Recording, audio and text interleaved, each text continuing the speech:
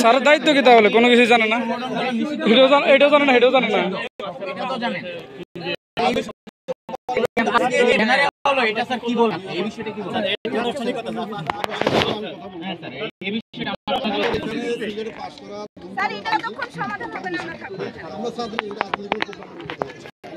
সকাল থেকে সন্ধ্যা পর্যন্ত আমাদের শহীদ ওপেন সারা দিন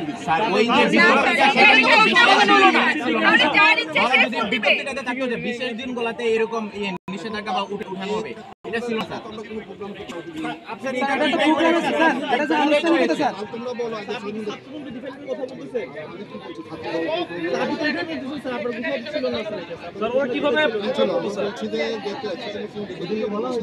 সেখানে রাজনীতির আমরা অনুমতি দেব না।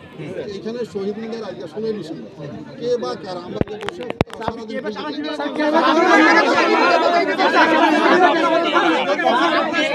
আপনার সামনে এতগুলো সংখ্যক ব্যানার সহ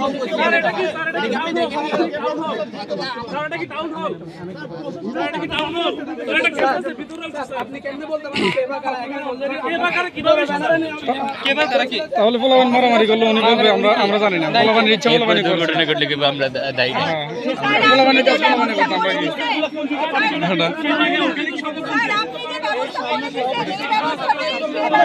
সামনে যান না, কথা বলেন, যান।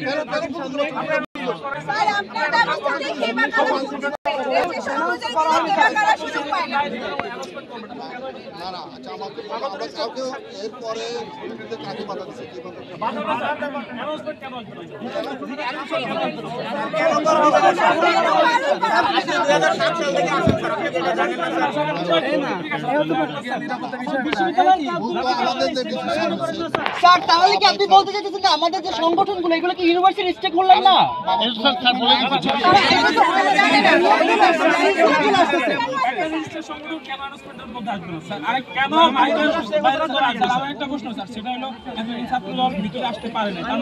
অনুমতি দিয়ে স্যার আপনার ভিতরে নিয়ে আসতে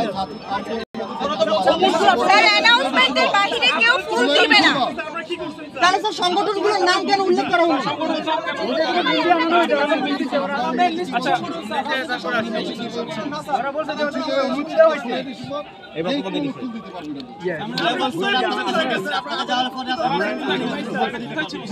স্যার আপনি যতদিন আছেন রেজিস্ট্রেশন যে হয়েছে আপনি বুঝেন নাই যে কোনটা রাজনৈতিক কোনটা অরাজনৈতিক?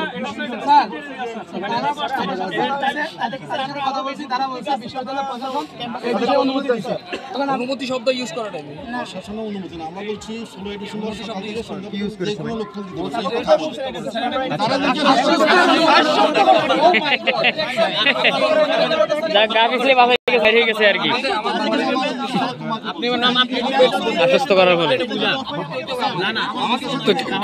ক্যাম্পাসে দুই সংগঠন মারামারি করলে তখন তো আবার একই কথা হবে, এটা তো হলো না।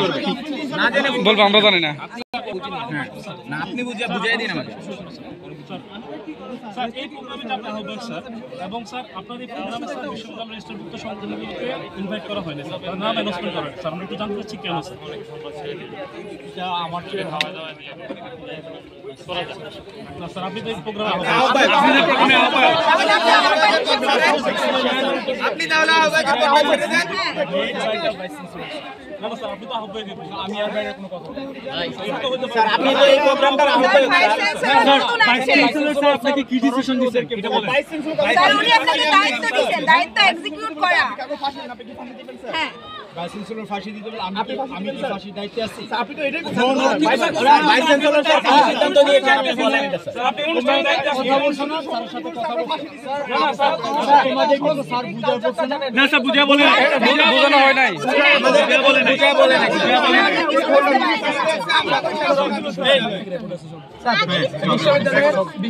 বিশ্ববিদ্যালয়ের কোনো প্রোগ্রামে কোনো কিছু যখন একটা কমিটি গঠন করা হয় সেক্ষেত্রে যে আহ্বায়ক থাকে সে কমিটি দায়ভার সবকিছু তার থাকে স্যার। এখন যদি আপনি বলেন স্যার আমি আমার কোনো দায়ভার না, আমি কিছু জানি না। না আমি এটা বলি নাই তো, আমি বলছি আমাকে ভাইস চ্যান্সেলর স্যার যেভাবে নির্দেশনা দিয়েছে, কি নির্দেশনা দিয়েছে, নির্দেশনাটা কি ছিল ভালো বলতে পারেন না স্যার, আপনি বলেন।